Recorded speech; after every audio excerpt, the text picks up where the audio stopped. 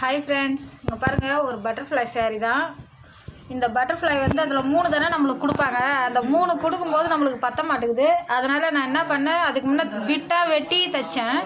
அதுக்கப்புறம் கொஞ்சம் யோசித்து இந்த வெறி பட்டர்ஃப்ளை மட்டும் கட் பண்ணிக்கிட்டு அப்படியே இதை சுற்றி அப்படியே நெருப்பாலை காட்டிட்டேன். நெருப்பாலை காட்டினோடனே அழகாகி போச்சு பட்டர்ஃப்ளை. அப்படியே எடுத்து வச்சு தைச்சிக்கிட்டேன் ஸ்லீவில். அதே மாதிரி வந்து ஃப்ரண்ட்லேயே ஒன்று எடுத்து வச்சு அழகாக தைச்சிக்கிட்டேன். அந்த பிட்டுன்ற இதுவே வரலது பாருங்க, அழகாக அப்படியே பட்டாம்பூச்சி மாரி அழகாக வந்துச்சு. நெருப்பில் காட்டிக்கங்க, காட்டினா அது பிரியாது. அதுமாரி வச்சு 2 கையில் வச்சு தைச்சிட்டேன் நான். இதெல்லாம் இந்த ஹேங்கிங்லாம் நானே எக்ஸ்ட்ரா கொடுத்தது. அதாவது கையில் வந்து வி மாடல் போட்டு இந்த ஹேங்கிங்லாம் நானே ஒட்டந்து தான்.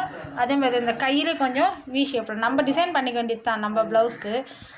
இது நான் அப்பயே தைக்கும் போதே போடணும்னு நினச்சேன், ஆனால் டைம் கிடைக்கல. தைச்சி இப்போ துவைச்சி எடுத்துன்னு வந்துட்டேன்.